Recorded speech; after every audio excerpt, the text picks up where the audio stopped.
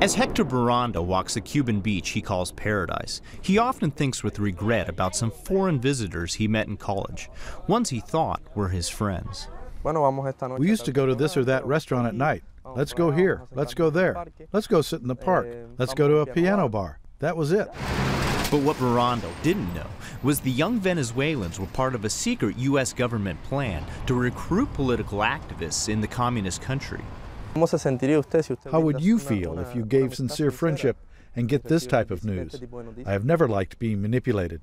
Documents obtained by the Associated Press reveal the plan was spearheaded by the U.S. Agency for International Development. USAID is best known for overseeing billions of dollars of aid to the world's poor and sick. Part of its mandate is also to promote democracy. Here's how the plan worked. A USAID contractor called Creative Associates recruited young people from 3 Latin American countries. Those recruits were to head to Cuba to find young people who might become activists against the regime of Raul and Fidel Castro.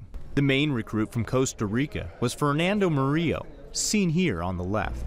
As part of Murillo's work, an HIV prevention workshop was staged at this school.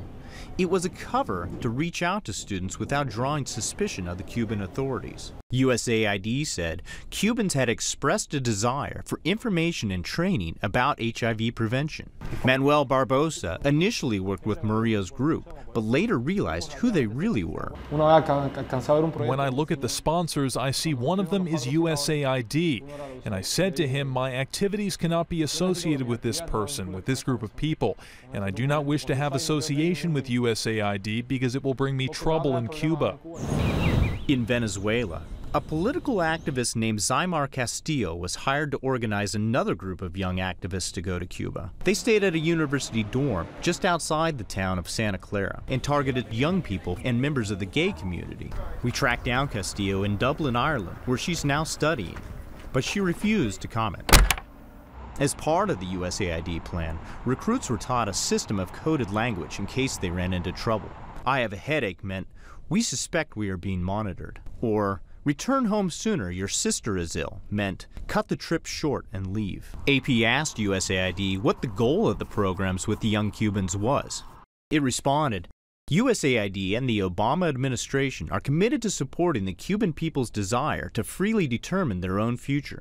USAID works with independent youth groups in Cuba on community service projects, public health, the arts, and other opportunities to engage publicly, consistent with democracy programs worldwide.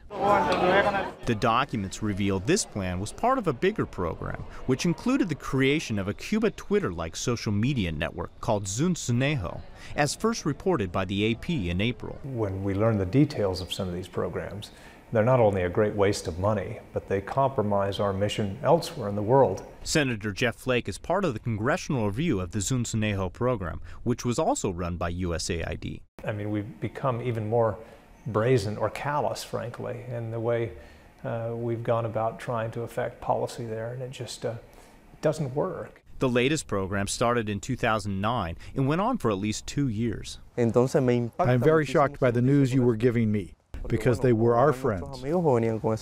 Friends Hector Baranda didn't know were fake until informed recently by the AP. David Bruns, The Associated Press.